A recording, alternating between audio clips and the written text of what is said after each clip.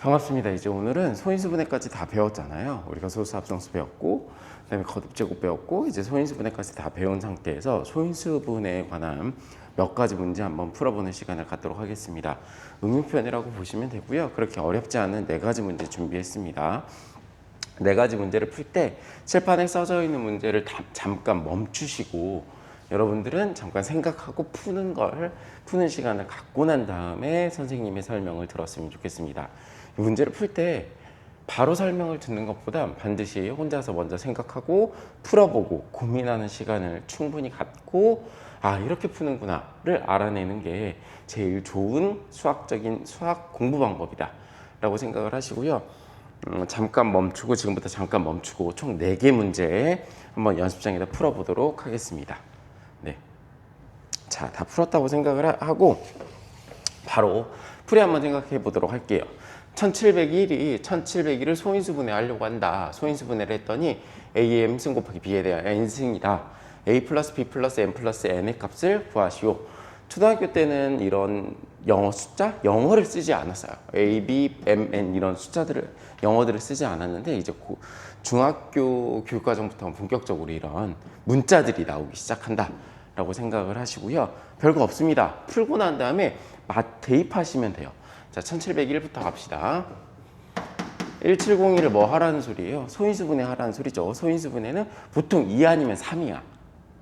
아시겠죠? 2 아니면 3 아니면 5 아니면 13, 11 이렇게 걸려든다 라고 생각을 하고 하시면 되겠습니다. 각 자릿수를 합해 봅시다. 몇이 되죠? 9가 됩니다. 각 자릿수의 합이 3의 배수이면 3의 배수가 된다 라는 소리예요. 즉 봤을 때 2 플러스 7 플러스 0 플러스 1 각 자릿수의 합이죠? 합을 구해봅시다. 얼마죠? 9죠. 이 숫자가 3의 배수죠? 그러면 이 수도 3의 배수예요. 라는 수학적인 공식이라고 해야 될까요? 수학적인 암기 방법 같은 게 있습니다. 그리고 또 합이 9의 배수면 이 숫자는 9의 배수가 된다라는 게 있습니다. 각 자릿수를 더했더니 9예요. 나 3의 배수이네요. 그럼 3의 배수라는 소리입니다. 이 1701이라는 숫자가 그럼 3으로 나누어지겠죠. 3, 3, 4, 12, 3, 5, 15.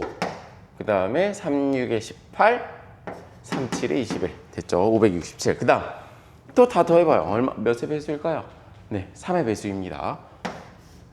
3, 1은 3, 3, 8에 24, 3, 9, 27, 3, 6에 18, 3, 3은 9, 3, 2, 6, 3, 1은 3, 3, 7에 21. 따라서 3에 대한 몇 승? 하나, 둘, 셋, 넷, 5승.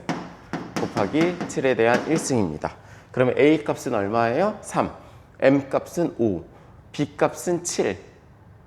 N 값은 1이죠. 이게 A의 M승 곱하기 B에 대한 N승이다라고 되어 있잖아요. 이제 처음 푸는 거니까 말해주는데 각각 대입이 되죠. 이게 3, 5, 7, 1이죠. 그래서 3 플러스 5 플러스 7 플러스 1의 값은 얼마가 되죠? 16이 되겠네요. 그래서 정답은 16입니다. 어렵지 않아요. 그대로 소인수분해 하면 된다라는 점이죠. 두 번째 문제 가도록 하겠습니다. 조금 어려운 문제예요. 이제부터 생각을 하고 문제를 풀어나가야 되는데 이 생각을 할 때 우리가 배웠던 거에서 나온다. 첫 번째, 우리가 배운 거에서 무조건 나온다라는 겁니다. 그리고 두 번째는 조금만 한 번 더 생각해보자. 그리고 익혀보자. 그리고 연습해보자. 이거밖에 없어요, 정답은.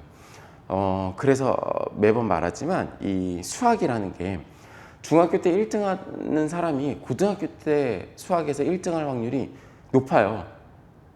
그렇다고 중학교 수학 교육과정이 고등학교 수학 교육과정하고 똑같냐? 그렇지도 않거든요. 근데 어떻게 그렇게 되느냐? 당연히 수학적 사고력이라는 겁니다. 이 수학적 사고력을 중학교 때 충분히 키워줄 수 있어야 돼요. 그래서 대학교를 들어가기 위해서 수능을 볼 때 수학에 대한 교과 과목은 사실 중학교 때 결정된다고 해도 과언이 아니다라는 거죠. 자, 문제 한번 봅시다. N의 값은 50보다 크고 60보다 작습니다. N의 값을 구하는 거예요. N은 소인수가 2개이고요. 두 소인수의 합은 15입니다. 조건이 몇 개예요? 총 3개입니다. 3개의 조건을 하나씩 내가 무엇부터 할 수 있을지를 생각하는 거예요. 자, 두 소인수의 합이 14, 15이다. 이거부터 가지고 문제를 풀어나가기 시작할 거예요. 두 소인수의 합이 15라는 거는 1 플러스 14, 15라는 두 개잖아요, 소인수가. 1 플러스 14, 두 개의 숫자로 15를 한번 나타내 보는 거예요. 얘는 근데 하나는 소인수, 둘 다 소인수가 아니죠. 될 수가 없네요. 그죠? 2 플러스 13. 소인수예요? 네, 2도 소인수고 13도 소인수입니다. 얘인 것 같아요.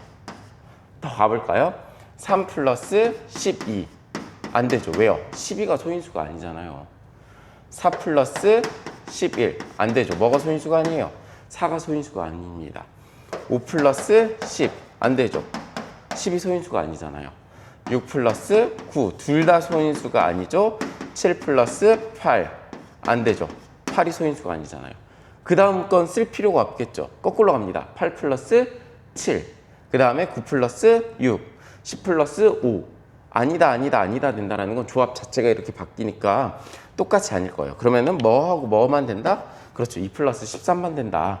그래서 두 개의 소인수가 가지고 있다. 2하고 13이다. 그러면 이제 2하고 13의 조합을 가지고 n의 값을 구하는 거예요. n의 값을 구하는데 어떻게 구하냐? 소인수가 두 개라고 했잖아요. 그러면 어떠한 값이라는 건 소인수가 두 개이다. 이렇게 쓸 수 있겠죠. 여기에다 네모라기보다는 n이라고 쓰는 게 맞겠네요. n이라는 건 2 곱하기 13의 꼴로 되어 있다는 겁니다. 근데 소인수가 2하고 13이니까 밑이 2하고 13인 거지 뭐가 다르다? 지수가 이렇게 있다라는 소리죠. 이해 오셨죠? 이 지수를 하나씩 집어넣어서 n의 값이 50과 60 사이에 있어야 됩니다. 첫 번째 그냥 세모도 1이고 13도 1이다. 즉 2에 대한 1승 곱하기 13에 대한 1승은 얼마예요? 26. 안 되죠. 왜? 이 값이 들어가야 되잖아요. n의 값이 50보다 크고.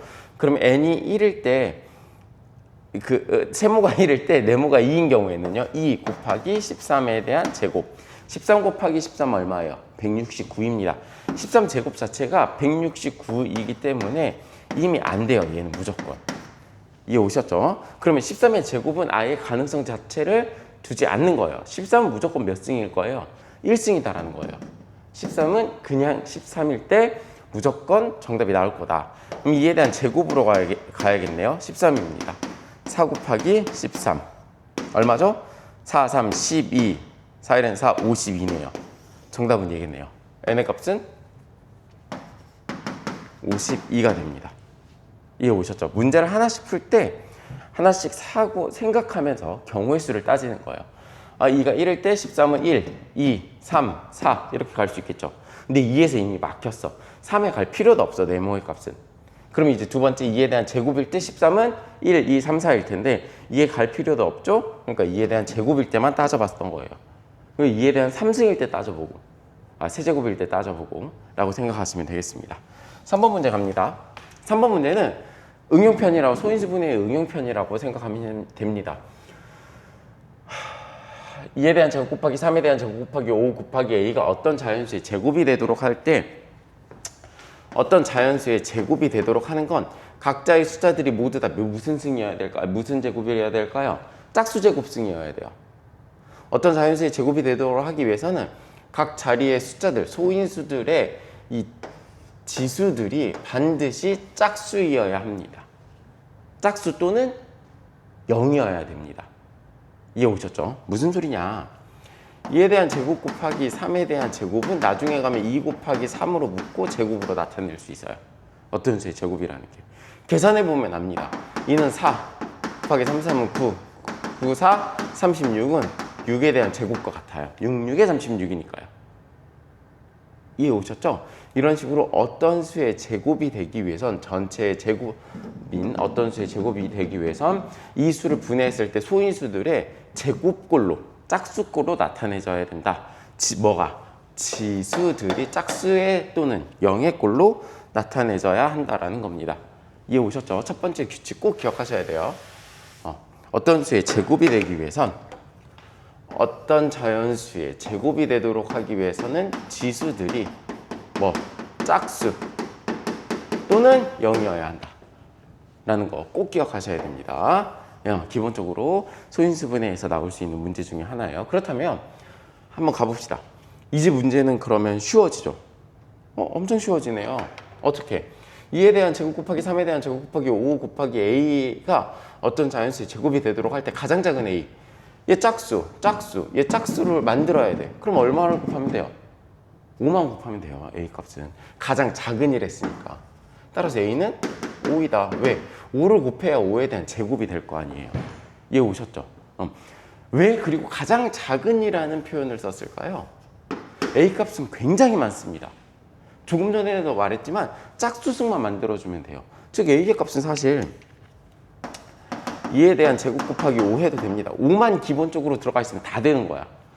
2에 대한 4승 곱하기 5 해도 되고요. 2에 대한 제곱 곱하기 3에 대한 제곱 곱하기 5 해도 상관없습니다. 상관없어요. 다 되죠. 당연하죠. 짝수승이니까. 곱해봐요. 2에 대한 제곱 곱하기 5 했을 때 2에 대한 4제곱 곱하기 3에 대한 제곱 곱하기 5에 대한 제곱이 되잖아요. 근데 그렇게 돼버리면 답은 무수히 많아요. 그렇기 때문에 무슨 조건을 붙인 거예요? 문제가 답이 하나가 나올 수 있도록 가장 작은이라는 조건을 붙인 겁니다. 그래서 수학에서도 이렇게 조건과 단서를 붙여서 문제를 풀 수 있도록 발산형이 아니라 수렴형으로 하나에 가까워질 수 있도록 만들어내는 게 문제의 조건입니다. 그래서 문제를 읽을 때 어떻게 읽어야 되냐면 꼼꼼히 읽어야 돼요. 이게 조건인지 조건이 아닌지 조건 하나를 따져야 됩니다. 그 문제에는 그냥이라는 건 없습니다. 수학적 문제를 낼 때, 특히 수학 문제를 낼 때 군더더기 없이 내려고 이 문제 출제자들은 노력해요. 그러다 보니까 단어 하나, 문장 하나, 조건 하나 자체가 모두 다 조건이 됩니다. 그래서 그 조건에서 답이 찾아지기도 하고요. 오답이 나오기도 한다는 거 익히고 이제 고등학교 때 가고 수능을 가게 되면 훨씬 더 여러분들께 도움이 될 겁니다. 4번 문제 갑시다. 90을 어떤 자연수 x로 나누어 어떤 자연수의 제곱꼴로 나타내고자 할 때 어떤 자연수의 제곱이 되도록 할 때 모든 x의 값의 합. 여기서도 조건이 있죠. 모든 x라고 나왔으면 x가 몇 개일까요? 네, 여러 개일 수 있다는 거예요. 하나는 아닐 수도 있겠구나. 하나일 수도 있겠지만 보통 수능에서 모든이라고 써놓고 하나라는 장난을 하진 않아요. 그래서 종종 이제 뭐 내신에서는 또는 수행평가에서는 그럴 수도 있겠지만 수능에서는 모든이라고 쓰면은 진짜 여러 개인 거예요. 그러니까 여러 개를 찾아야 된다는 겁니다. 자, 90을 어떤 자연수 x로 나누려고 합니다. x로 나눈대요. 그럼 먼저 첫 번째 해야 될 거는 소인수분해입니다. 앞에서 배웠잖아요, 지금. 지수들의 소인수분해를 했을 때 밑에 지수들이 모두 다 짝수꼴이어야 된다 라고 했으니까 소인수분해를 먼저 합니다. 3, 30, 3, 10, 5, 2 따라서 2 곱하기 3에 대한 제곱 곱하기 5의 꼴로 나타낼 수 있어요. 여기서 x로 나눈대요. 이 값을 뭘로 나눈다고요? 네, x로 나누었을 때 어떤 수의 제곱꼴이 되려고 한다. 제곱꼴이. 그러면 x의 값이 얼마라고 했죠? 얘네들이 0으로 만들어야 된다고 했죠. 그럼 x의 값은 무조건 뭐하고 뭐가 들어가야 돼요? 2하고 5를 나눠야죠. 어떤 수의 제곱꼴 또는 어떤 수의 무슨 꼴? 0의 꼴로 나타내야 되니까. 짝수꼴로 나타내야 되니까. 그래서 어떻게 나타내야 된다? x는 2하고 5는 반드시 포함하게 됩니다. 2하고 5는 반드시 포함한 상태에서 그 다음 포함할 수 있는 게 뭐겠어요? 그렇죠. 얘도 그냥 나눠버리면 어때요? 1이 돼버리겠죠. 1도 상관없는 거예요. 즉 2하고 5는 반드시 2와 5는 반드시 가지고 있으면서 소인수로 뭐 3에 대한 제곱도 나누어도 상관없다라는 거예요. 그래서 첫 번째 경우의 수는 2하고 5인 경우 어떻게 되죠? 그렇죠. 2 곱하기 3에 대한 제곱 곱하기 5 나누기 2 곱하기 5의 값은 10이니까 사라지고 3에 대한 제곱, 어떤 수에 대한 제곱이 되네요. 두 번째는 뭐다? 얘에 대한 제곱꼴도 나눠버리면 끝이잖아. 없어지잖아요. 그래서 2 곱하기 5 곱하기 3에 대한 제곱. 3에 대한 제곱 먼저 써야 돼요. 그러면 어떻게 된다? 1이 된다. 이 경우에는. 이해 오셨죠? 그럼 이 두 개의 값의 합을 구하래요. 이거 얼마죠? 5, 2, 10. 10, 3, 3, 90. 10 플러스 90은 얼마죠? 네, 100입니다. 정답은 1콩콩 100이 되겠네요. 총 4개의 문제를 선생님하고 한번 풀어봤습니다. 문제를 풀 때 이렇게 천천히 한번 풀어보시고요. 내가 틀렸던 문제들을 한번 다시 풀어야 돼요. 꼭. 수학 문제를 풀 때는 첫 번째 원칙은 절대 정답을 보고 풀지 않는다. 절대 해설을 듣지 않는다. 그리고 천천히 생각해 가면서 문제에게 충분한 시간을 주고 생각해 가면서 내가 배웠던 곳에서 나오니까 요리해 보고 조리해 보면서 총 4개의 문제를 풀어보는, 총 4개란다. 여러분들이 가지고 있는 문제를 풀어봅니다. 문제가 굉장히 많을 거예요. 근데 쉽게 풀리는 문제도 있고 어렵게 풀리는 문제도 있고 또는 안 풀리는 문제도 있습니다. 쉽게 풀리는 문제는 학생들이 그냥 풀고 바로바로 정답 확인하면서 오케이 하고 넘어갑니다. 근데 어렵게 풀리는 문제라든지 안 풀리는 문제에서 승부가 갈리는데 어렵게 풀리는 문제와 안 풀리는 문제를 바로 정답을 보거나 해설을 듣거나 또는 깊게 고민하지 않으면 절대 수학적 사고력은 늘어나지 않습니다. 수능에서는 또는 여러분들이 이제 궁극적으로 고등학교 수학 그 다음에 뭐 대학교 수학을 하게 된다면 어찌됐든 계속 가서 수학을 하게 될 때 수학적 사고력이라는 게 굉장히 중요한데 그거를 늘릴 수 있는 가장 핵심적인 방법은 어려운 문제라든지 그리고 풀리지 않는 문제들을 깊게 고민하는 겁니다. 많은 시간을 두고 그러고 난 다음에 진짜 너무 안 풀려서 잠깐의 답지를 보거나 또는 해설을 들었을 때 그 풀리는 실마리 딱 하나의 단서가 보이기 시작하거든요. 그런 것들을 익히고 연습하고 내 것이 되게 만들고 하는 과정이 필요합니다. 그러기 위해서는 반드시 문제들을 먼저 풀어보고 틀렸다고 또는 깊게 고민하지 않고 풀면 안 된다는 거죠. 그리고 두 번째는 풀었어요. 풀고 난 다음에 내가 틀렸어. 틀리면 반드시 다시 풀어봐야 됩니다. 이제 수능을 볼 때는 한 번만 다시 풀어보는 게 아니에요. 한 4번, 5번까지 계속 날짜를 써가면서 풀어봐야 됩니다. 그래서 문제집을 놓고 내가 이걸 틀렸으면 틀렸다라고 표시를 하고 그 밑에다가 뭘 쓰냐면 날짜를 씁니다. 예를 들어 뭐 9월, 3월이 한 3월 한 10일 이렇게 씁니다. 근데 내가 3월 10일 날 틀렸다는 거예요. 다음번에 한 번 더 풀어봅니다. 다음번에 한 번 더 풀어보고 또 틀리면 어떻게 돼요? 3월 20일 이렇게 씁니다. 그 맞으면은 이게 더 이상 표시를 하지 않는 거죠. 이게 오셨죠? 맞으면은 3월 27일 드디어 맞았다. 이렇게 맞을 때까지는 풀어봐야 돼요. 문제 하나를 가지고. 이해 오셨죠? 네, 여러분들 중학교 수학이라는 게 쉬우면서도 그리고 별거 아닐 거라면서도 수능에 크게 영향을 미치지 않을 거라면서도 굉장히 많이 영향을 미치고 여러분들의 습관과 수학적 사고력을 기를 수 있는 결정적인 시기라는 거 명심하면서 다음 시간에 다시 뵙도록 하겠습니다. 감사합니다.